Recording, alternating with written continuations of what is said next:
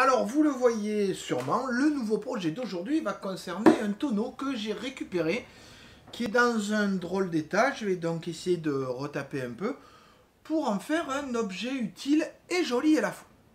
Donc c'est ce qu'on va voir aujourd'hui dans ce Do It Yourself. Allez, générique.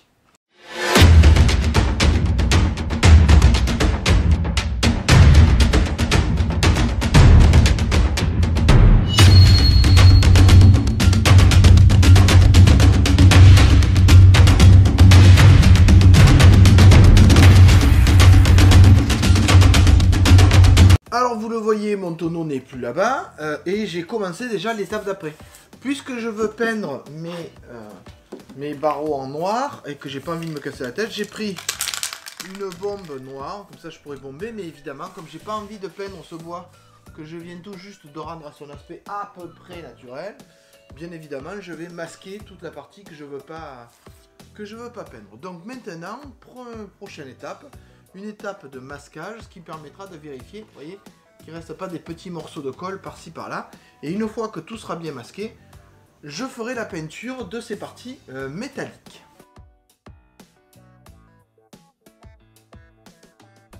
Je vais pas tout vous faire, hein. Bon. Alors vous le voyez maintenant, le tonneau est complètement recouvert, dessus aussi bien évidemment, bien que là ce soit pas nécessaire.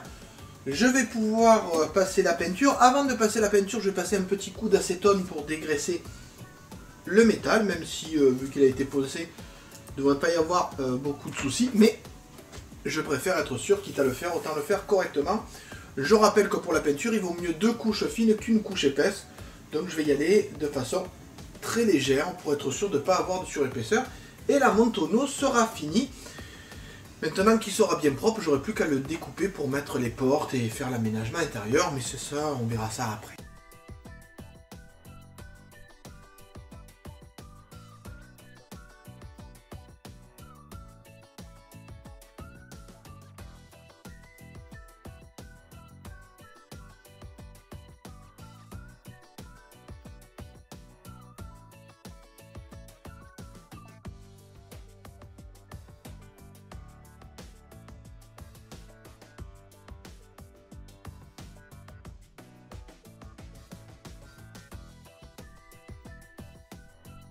Alors surtout ne pas hésiter à travailler dans un lieu bien aéré, hein.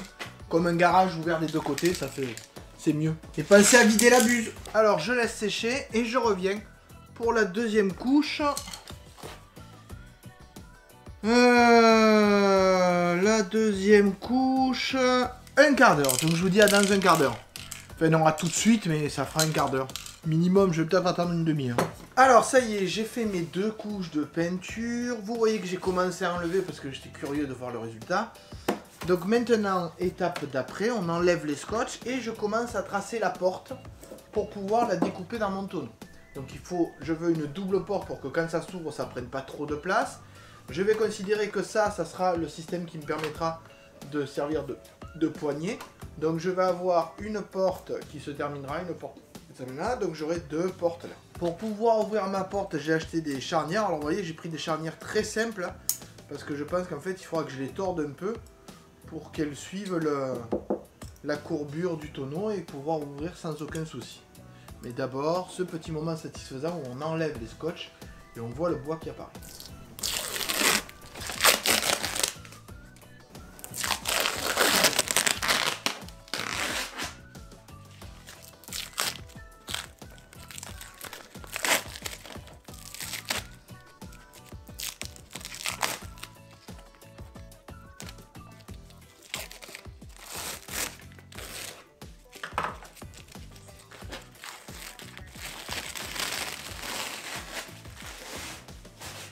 Voilà, vous voyez ce que ça donne, donc rien que là c'est joli, hein. C'est vrai que le noir mat fait bien ressortir les cerceaux de métal et ça fait un peu disparaître les vis que j'ai mis régulièrement.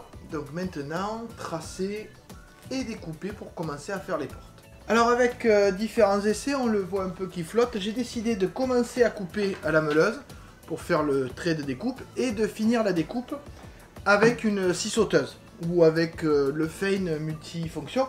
L'avantage de la meuleuse, c'est que ça me permet de couper le métal et le bois et de faire un trait de coupe relativement droit par rapport à la ligne que j'ai déterminée. Donc bien évidemment, pour ce genre de travail, ne pas oublier le masque et les protections auditives, il faut avouer que ça fait un peu de bruit.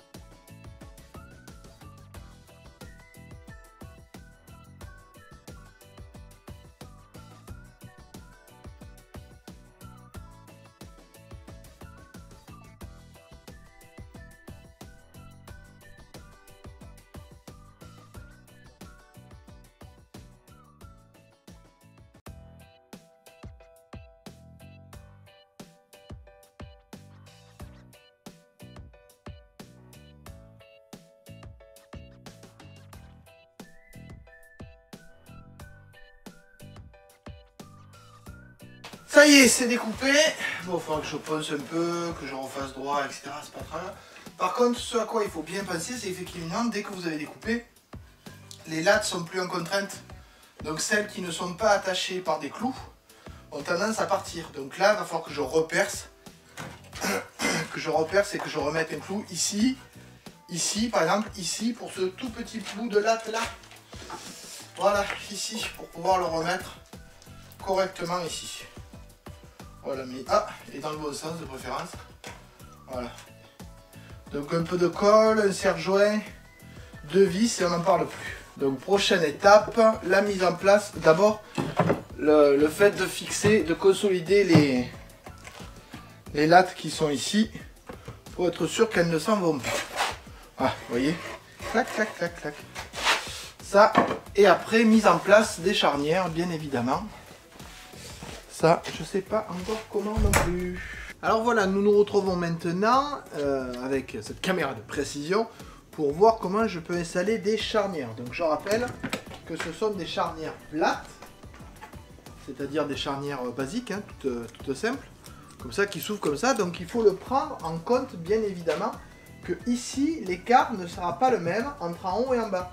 Donc je ne peux pas les placer de façon classique, parce que sinon, quand j'ouvre, j'aurai un souci ici. Donc, pour mettre ces charnières, je vais devoir légèrement creuser le bois de l'épaisseur de la charnière, donc de façon parallèle au sol, pour que quand ma charnière s'ouvre, évidemment, j'ai quelque chose de correct par rapport au placement de la porte.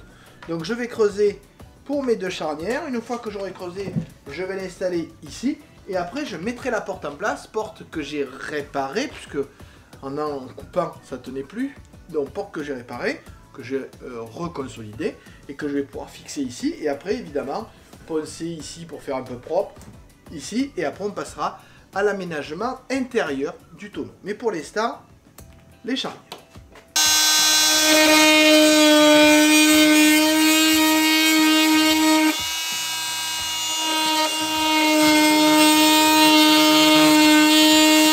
Pour fixer la charnière, j'ai des vis de 3,5 16 à tête conique évidemment pour que ça rentre dans la charnière. Donc maintenant je vais récupérer la porte, la mettre en place et fixer la charnière des 2 côtés.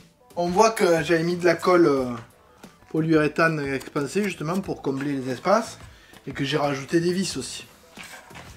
Donc l'idée c'est que ma porte doit venir là. Voilà, doit venir comme ça. Je vais la mettre là. Voilà, une fois que la porte est en place, évidemment, je peux mettre la charnière et fixer dessus. Sauf que, faut pas que j'oublie, et là j'ai oublié, donc je vais refaire. Pas que j'oublie de mettre un petit espace pour que la porte puisse se fermer et s'ouvrir.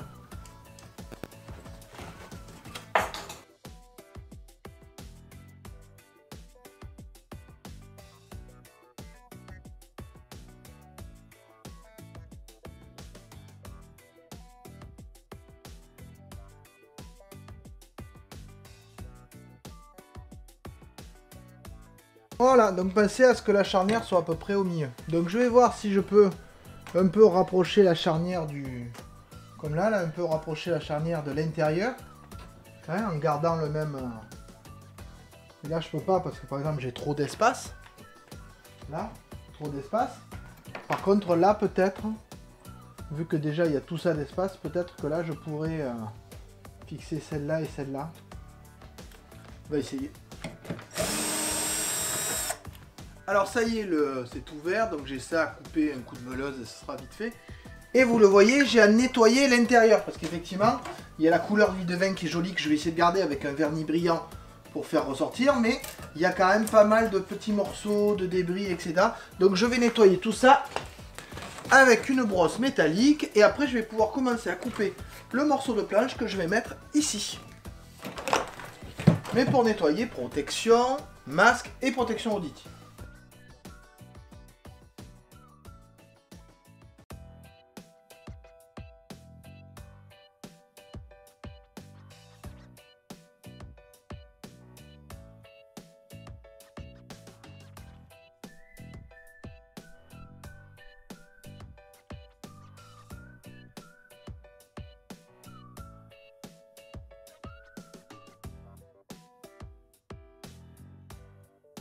Alors, vous voyez le résultat. Le bois est brut, j'aime beaucoup cet aspect-là. Hein. Je vais le protéger avec un coup de vernis à bombe, un vernis brillant, qui va permettre de protéger le bois et de garder sa teinte lit de vin vraiment typique de l'intérieur d'un tonneau qui a servi. Et après, je vais couper une planche circulaire ici, un peu épaisse, en bois que je dois avoir, dû être, je crois, de 64 cm de diamètre, et le couper légèrement en biseau, ce qui me permettra de la poser ici. Évidemment, la dernière chose que je ferai sera de reprendre un peu les portes et de mettre des aimants pour qu'elles se tiennent bien fermées. Allez, on va d'abord faire le vernis et après je passe à la planche à hêtre à découper à la bonne taille. Alors pour le vernis, comme j'étais content, j'ai utilisé la même marque. J'ai pris un vernis brillant. Donc pareil, mélanger et poser du vernis tout partout. Je vais peut-être prendre le masque quand même.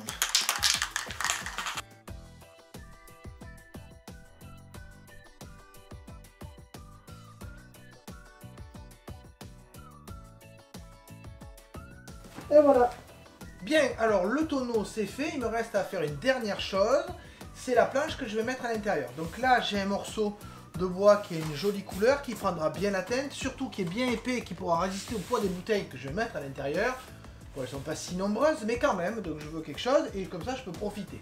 J'ai besoin d'un morceau de 63 cm de diamètre.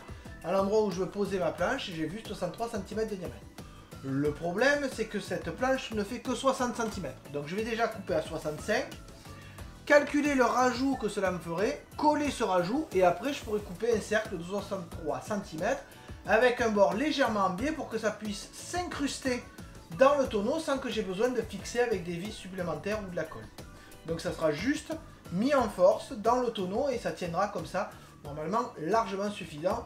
S'il y a besoin, je pourrais toujours mettre des vis en biais dessous. J'ai le matériel nécessaire pour le faire. Je verrai ça si c'est obligatoire.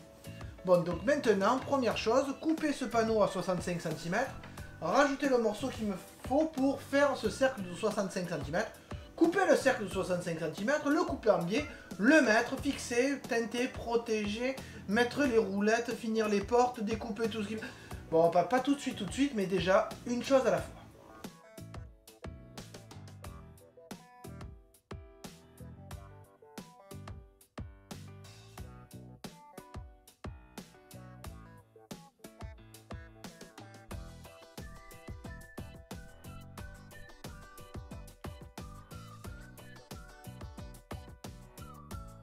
Alors, quitte à devoir assembler deux morceaux de bois, vous voyez, ben, je vais utiliser ma domino, comme ça me fera un assemblage bien solide. Et puis au moins, ça me permet de l'utiliser un peu. C'est vrai que j'ai pas fait beaucoup de placards depuis quelques temps, donc elle dort un peu et ça fait mal au cœur. Donc, je vais l'utiliser pour fixer ça. Après, je pourrai couper mon cercle de 63 cm.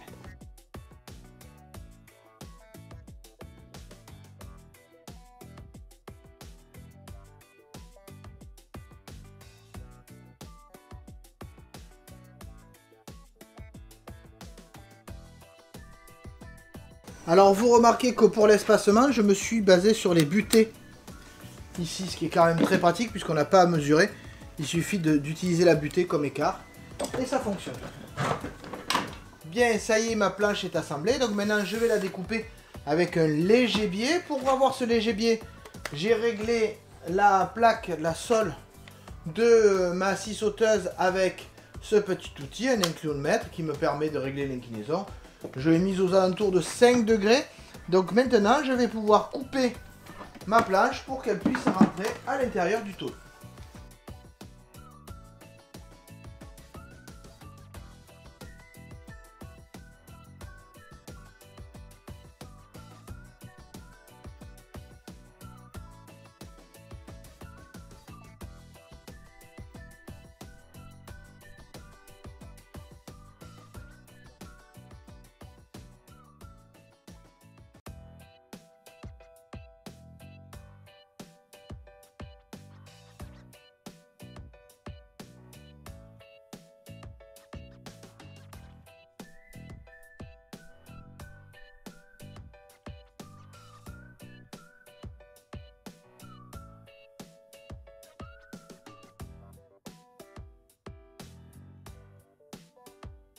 Alors maintenant que mon plateau est découpé, je vais utiliser la ponceuse pour avoir des bords propres. Il ne me restera plus qu'à l'installer à l'intérieur de mon baril, de mettre la protection, de l'installer à l'intérieur du baril, de le coincer, de mettre les roues sous le tonneau, et ça sera fini. Bon, on se retrouve au moment de la mise en place.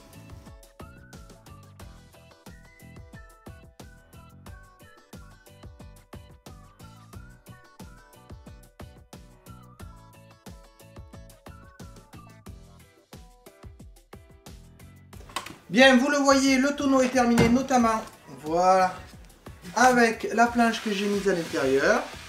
Donc, dans l'ensemble, ça fait un bel espace de rangement. Il me reste à faire ici 2 découpes à la meuleuse, 4 découpes à la meuleuse. Vous voyez que j'ai déjà prévu un système pour fermer en fait avec des aimants qui sont intégrés là et là à la porte, ce qui permet de fermer avec, en donnant une petite poussette, ça permet de fermer les portes sans avoir quelque chose de visible. Je pourrais me permettre de recoller, mais je trouve que là ça permet d'accrocher vraiment. Donc voilà, le tonneau est prêt, il me reste à mettre 4 roulettes dessous, et après je vous le montre en place, et peut-être même avec des bouteilles à l'intérieur.